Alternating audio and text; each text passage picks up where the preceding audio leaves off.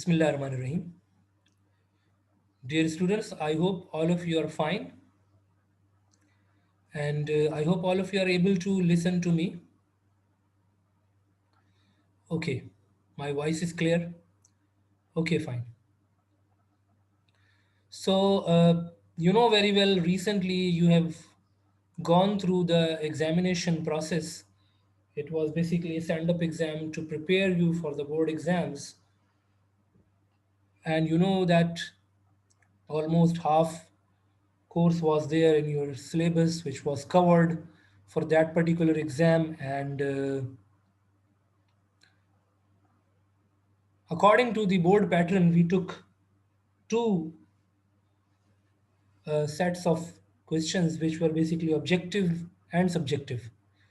And I had already told you and I had discussed with you earlier before the exams that objective question paper is given to you on which you circle the right answer.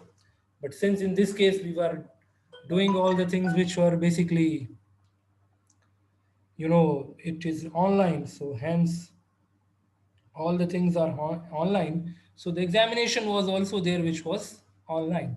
So objective paper was given to you that you were supposed to do online by selecting the right answer, and the subjective papers were there that you were supposed to write on paper and submit to the class teacher or the subject teacher. Basically, this was the case. Now, the important thing is that when the result will be announced, inshallah, I will discuss about the errors that you committed in your papers. But keep in mind that important thing is that what I observed that most students are good at writing the subjective questions, but in objective questions the answers were not correct. The answers were not up to mark, and I am surprised. Mostly the questions were there from the data communication, and I explained you each and everything from the data communication. But I don't think so. There is any single student who got 12 out of 12 in the MCQs. I don't remember. Maybe, but I don't remember any student. And the marks were very less by different students. But we will discuss, inshallah. We will discuss about it, and we will discuss the answers as well. And we will discuss about the subjective part of the question paper as well, so that we can prepare ourselves in a better. But in subjective, the performance was comparatively good. In subjective, I'm not able to understand whether you were doing by opening the book or you were doing with the proper honesty. I don't know about it, but the subjective portion was comparatively better. But we will discuss inshallah about it, and we will see that what happens for that thing, and inshallah we will go through the papers.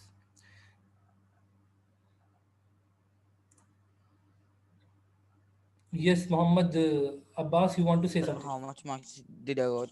That result will be announced, and inshallah you will be able to know. Okay, still I haven't disclosed the marks because still the result date is not there. Result will be announced inshallah tomorrow, so you'll be able to know about it. Your class teacher will share the mark sheets with you, so inshallah you'll be able to know. Now come towards the chapter number 5, another interesting chapter which is connected to the previous chapter. The previous chapter was data communication, and this chapter is about the network. Data communication is basically the foundation of networking. How data communicates, what are the basic requirements, what are different communication channels, different communication media, sender, receiver, transmitter, receiver, all the terminologies were there that we discussed. How many types of data communications are there? We discussed each and everything in detail in the last chapter. So, but now we are going to discuss about what is meant by a network. Why we need that the data should travel from one device to another. Why? Because we want to make a network. Since we want to make a network, so we have done this arrangement, the complete arrangement of data communication, that how the data will transfer from one device to another device. And if I open the file in front of you for the previous chapter that we were going through.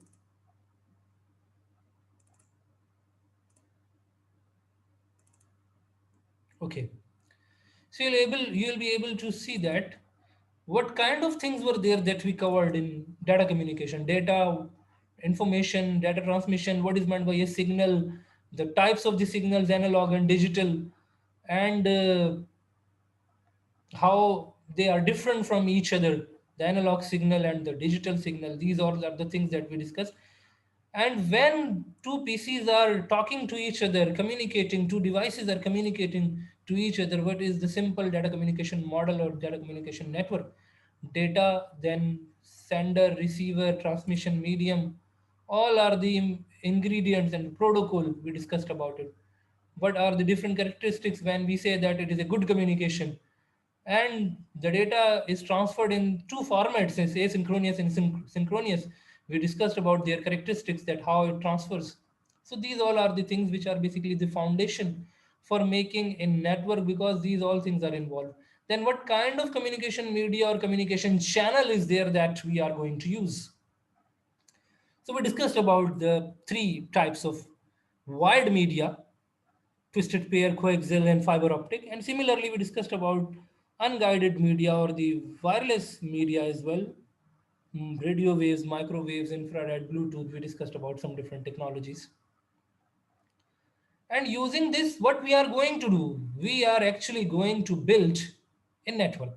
What we want to do, we want to build a network. Why we are making this whole arrangement, that what kind of cable should be there, what kind of transmitter should be there, NIC should be there in each device. The devices will be connected by hub or switch. Why we are making this arrangement? We want to connect PCs, whether using wires or wirelessly. So these all are basically the foundations that we discussed.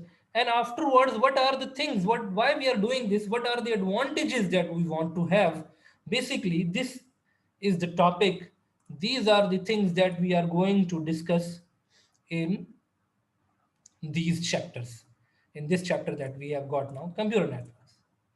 The first thing is that how will you define network? How will you define network? Can anyone define the network for me by raising the hand? In general, what do you mean by network? Or we talk about specifically about computers. So how you are going to define network? Yes, please.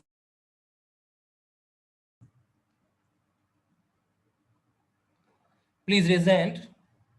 How will you define the computer network?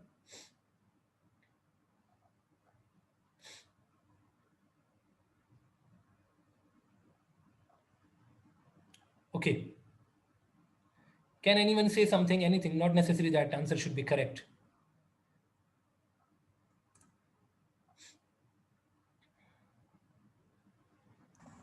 A computer network can be defined as the connection between two computers. Connection between two or more computers is called computer network. When two or more computers are connected with each other, two or more computers are connected with each other so that they can communicate with each other. They are connected, they can transfer data, they can communicate with each other. Whether they have connected wired with the wired technology or wirelessly, this is called a network. Just like take a simple example of network that we make. When you have got two types of two cell phones, let's suppose, and you have got one image file or one picture, and you don't have the internet right now, and you want to send that picture to your friend, what do you do at that time? You have got one picture in your cell phone and you want to do give you to your friend who is sitting with you, but you don't have the internet right now. So what do? Raise the hand. How do you transfer that picture?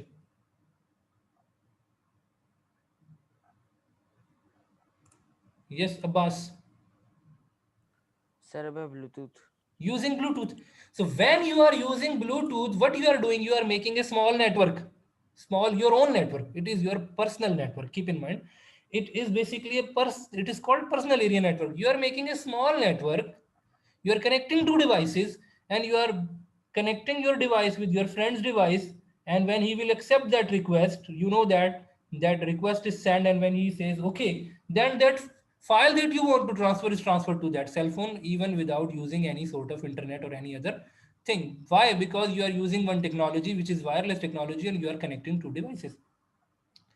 So when you make such kind of small network, or you are using wireless headphone is there that you are using, you are going on the roadside. Wireless headphone is a device that you are connecting with your cell phone. What you are doing, you are making a PAN, personal area network. You are making a small your network that is basically your own network, your personal network.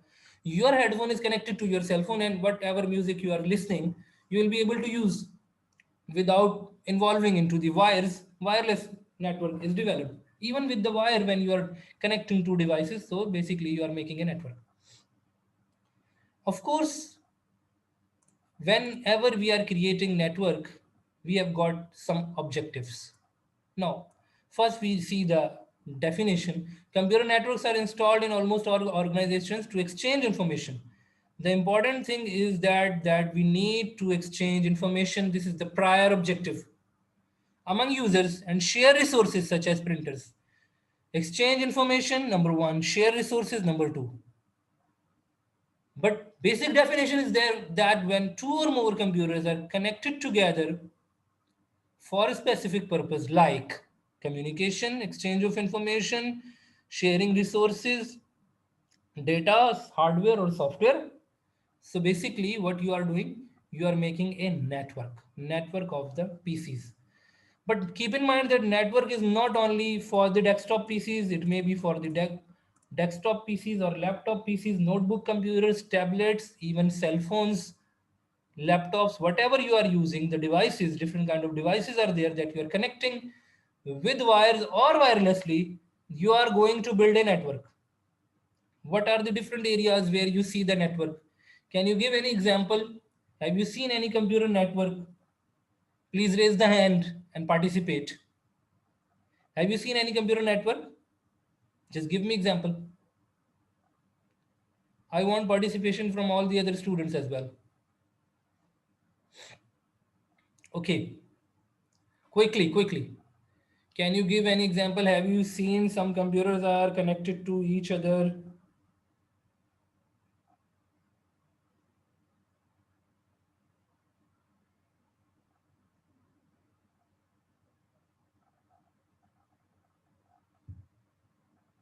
Yes, Zulkef.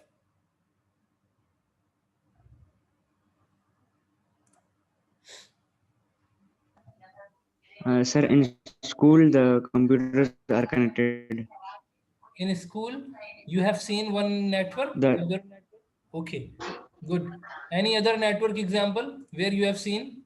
School computer lab is the most common example.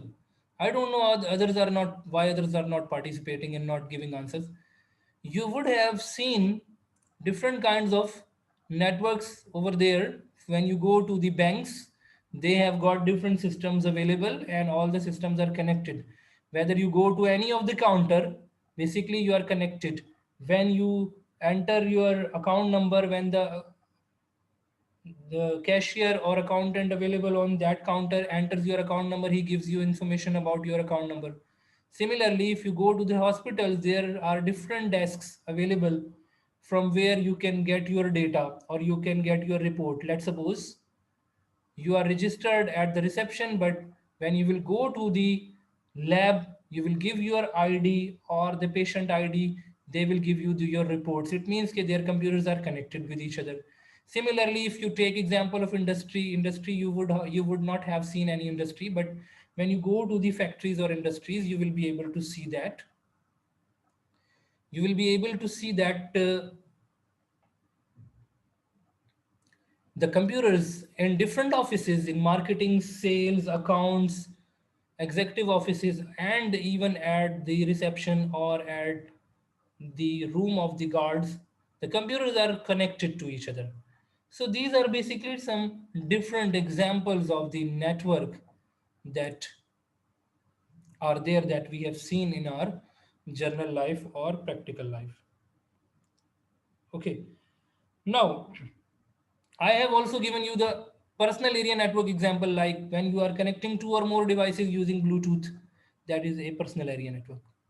Why we make network? This is very important. If in your computer lab, all the PCs which are there, we don't connect them, and we just leave them separate PCs. We don't need to have any twisted pair cable or any switch or hub to connect them. What will be the disadvantage? Or if we connect them, why we are connecting? Can anyone explain this thing to me?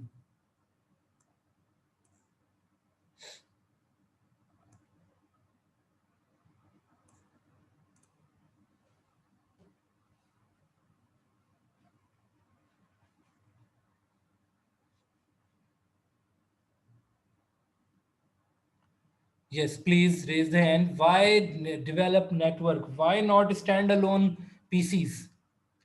Why we are developing network? Why not the individual PCs inside a room or inside an office? If there are 20 PCs, 30 PCs, 100 PCs, why we are connecting?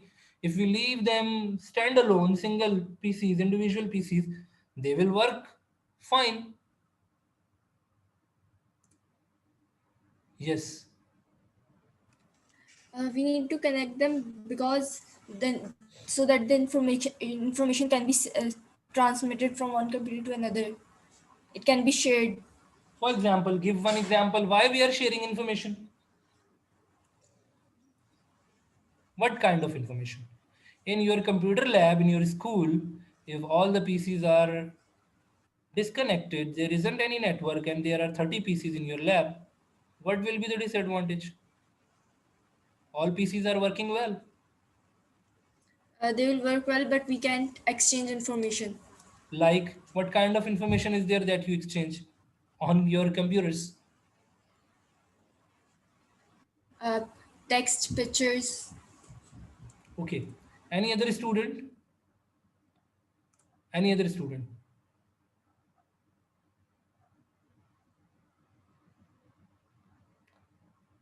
Yes, Zulkaf. Sir, for example, like if you want to share some circular, we can just directly share with all the computers. Good. If you want to share some file, we can share to all the we can share it to all the PCs. Okay. What about printer? What will happen with the printer if the computer systems are not connected with each other? What will happen with it?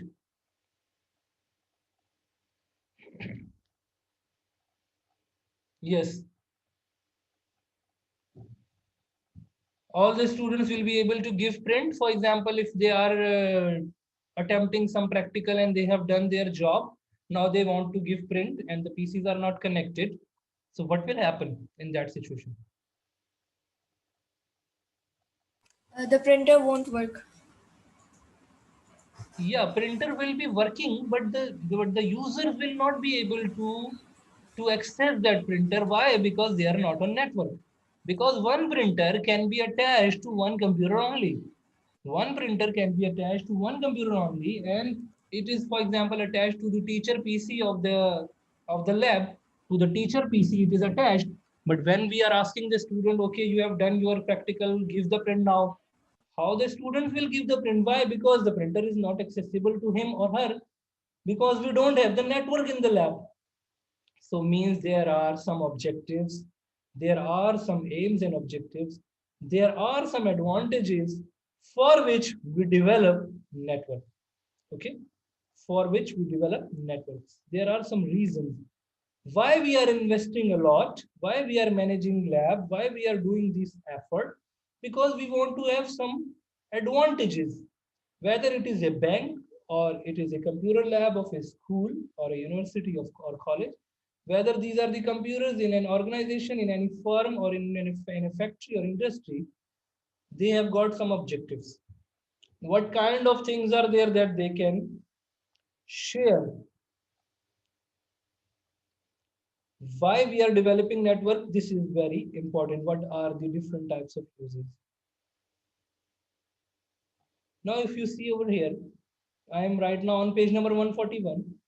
Computer network is interconnection between computers and devices to provide facilities among users to exchange information. Exchange information is the prior objective, and share resources.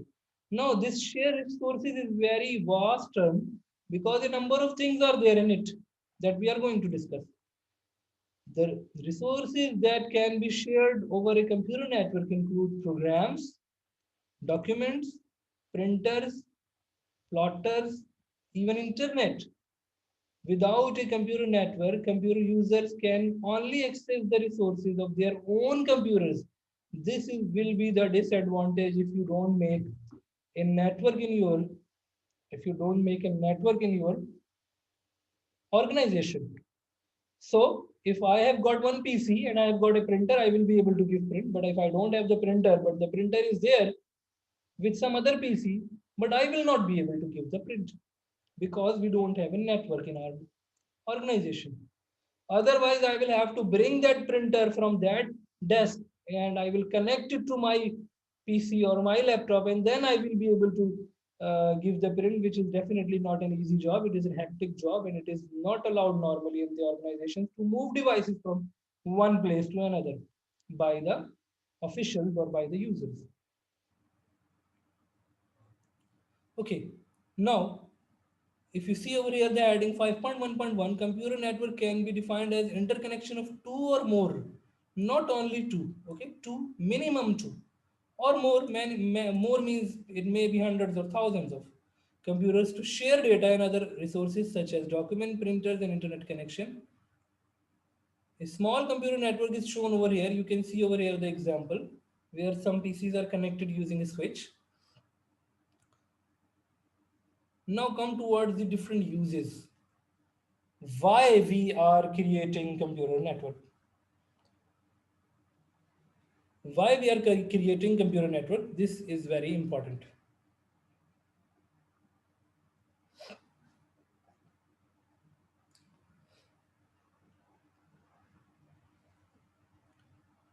Now, hardware sharing. Number one thing is hardware sharing. Hardware sharing means what kind of hardware devices are there that we can share. One example you have already mentioned, that printer. Printer is a hardware. We have got 30 PCs in our lab. We have got one printer with the teacher PC, but since teacher PC is also there on the network, so printer is there on the network.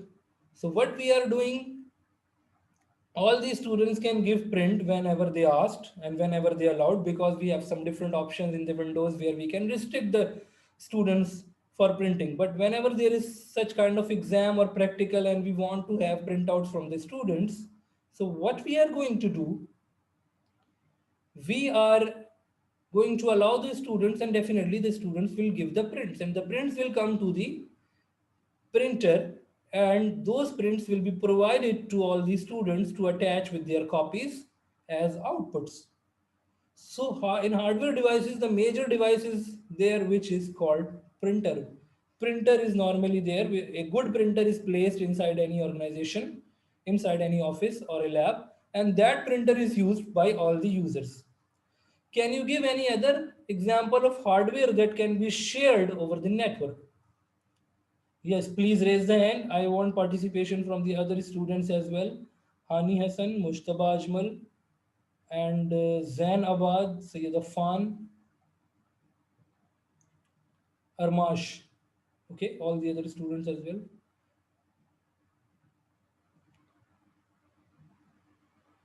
What about the other students?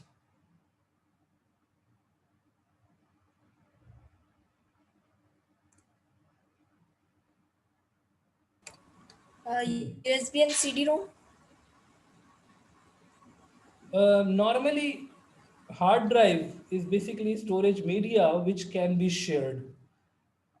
Take one example that we have got a file server. Normally what happens, we make a file server, we buy one good hard drive of 1000 GB, or you know 5 or 10 terabytes or more capacity, and we install that hard drive in one of the PCs of the network, and we share that hard drive with all the other users. We share that hard drive with all the other users.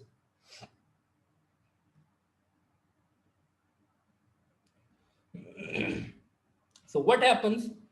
Let's suppose there are 30 users in an office and they are connected, but their own hard drive is not having that much capacity, or the organization have given them the instructions to place their data on a central place on a PC which is called file server, where you can place your files, where you can store your documents.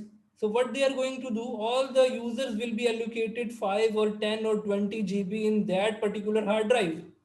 Let's suppose 1 terabyte hard drive is there in one PC, which is behaving as a file server, and all the users which are there, they have been given, let's suppose, 100 GB space to store their data on that PC, and that will be completely secured because there is always one user ID and password.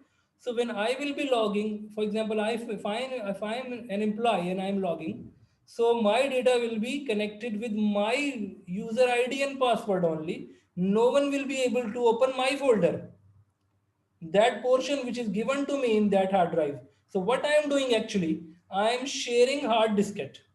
I am sharing hard diskette. And why this is done?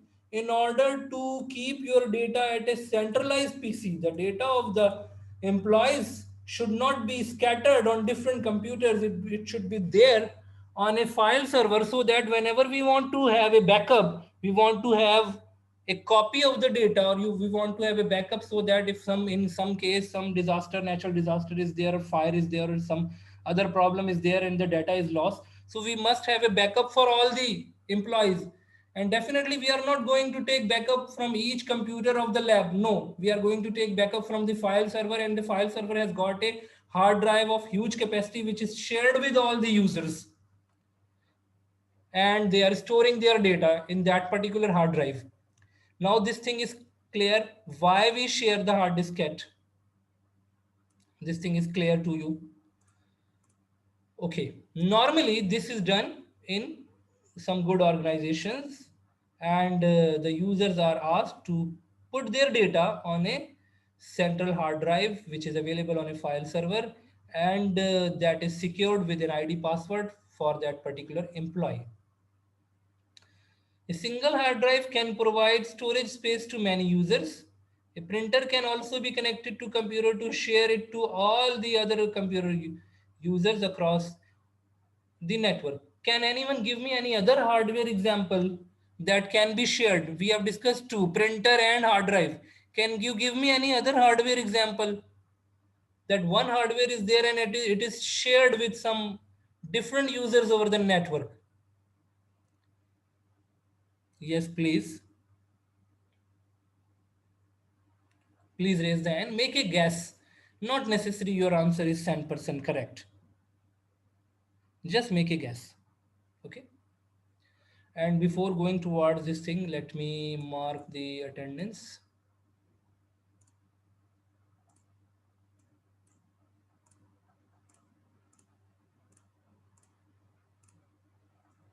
Okay, so these are the students today, 18th October. Fine. Yes, Muhammad Usman. Yeah. Yes, Usman. Sir, Sorry. you question. My question is there, besides the hard drive and printer, do you see any other device which is shared with the users on the network? Can you give some example for it? Sir, USB.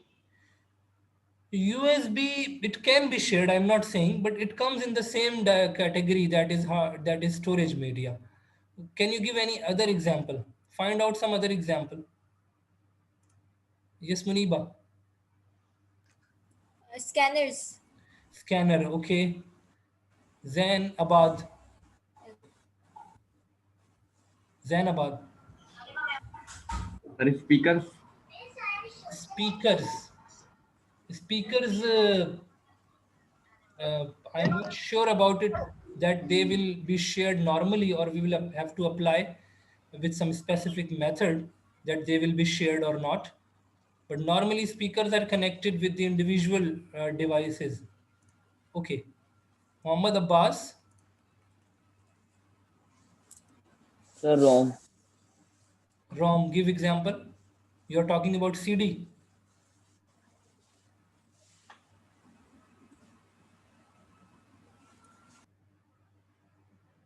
Okay, fine. If I give you another example, just like printer, plotter, scanner, these are there, yes, fine. But if I give you an other example, you would have seen the CCTV cameras. CCTV cameras are installed on the gates and at some specific places where you want to make some surveillance. So CCTV cameras are also shared in the guard room, or where the gatekeeper or security guard is sitting, from where he can see that who is coming outside. Similarly, CCTVs are also shared with the supervisors and with the executives if they want to see outside what is happening, so they can also see the view from their PC as well. But does not mean that we are installing separate CCTV camera for the security guard and separate CCTV camera for the supervisors and for the executive directors. No, the same cameras can be shared for different users on their PCs, and they will be able to see the view from those cameras. This is another example. Otherwise, you know that printers, scanners, and you know that hard drives, these are shared. Of course, these all are the hardware examples that we normally share over the network to have different kinds of advantages. Okay. Now come towards the software. Software sharing. What kind of software is there that we can share? Application softwares can be installed on server and shared over the network. There is no need to install it on all the computers on the network. Normally what happens, some softwares are there that needs to be installed on each PC.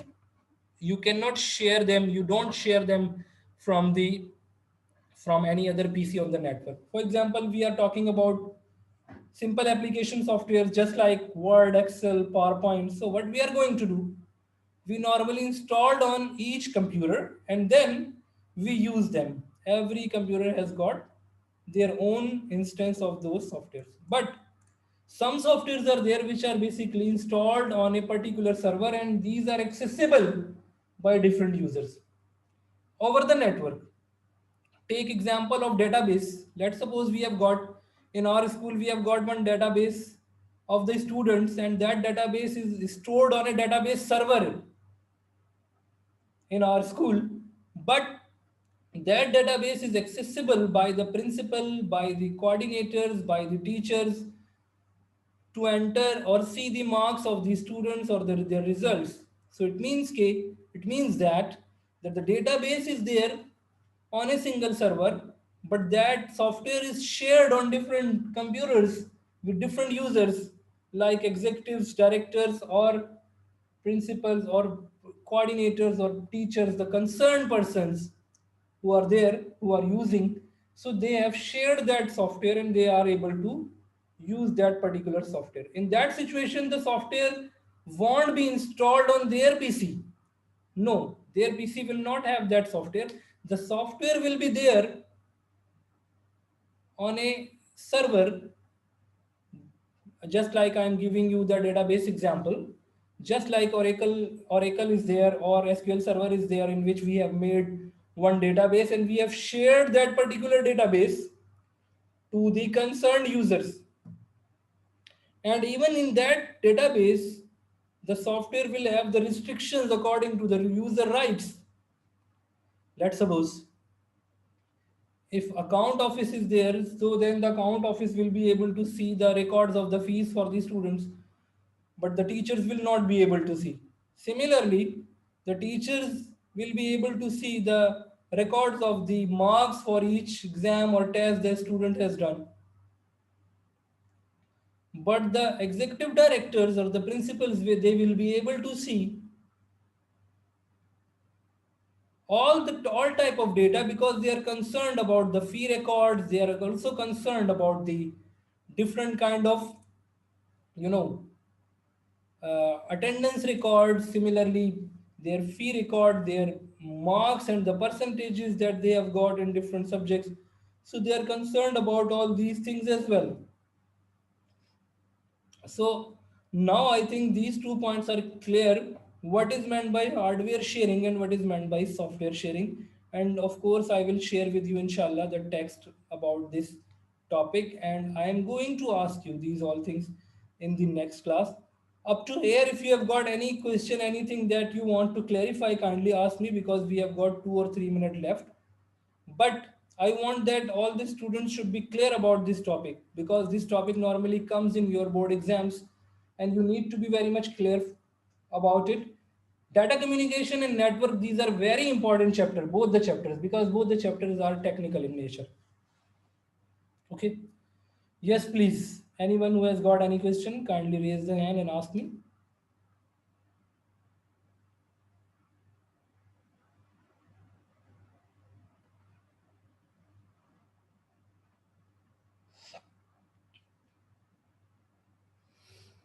Yes, kindly.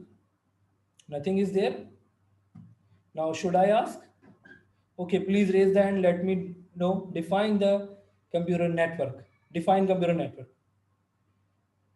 Yes, Armash. Can you define?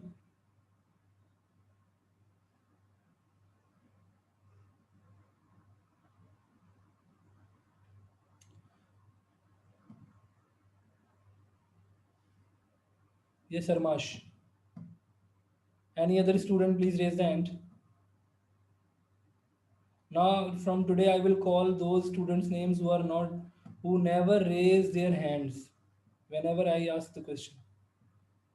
I am unable to understand why they are very much shy, or they are afraid that their answer will be incorrect. If your answer is incorrect, what will happen? Nothing. I am going to tell you the correct answer. But you must have a courage to participate, because you are not in class 2 or 3.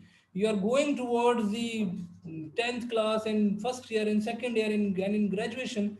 You need to build up your confidence. Okay. Yes, Maniva, can you? A computer network is defined as the connection between two or more net computers. The connection between two or more computers when they are joined together to acquire specific purpose, just like sharing hardware, exchange information, sharing hardware resources, sharing software resources, or some other objectives. So that's why we make a network.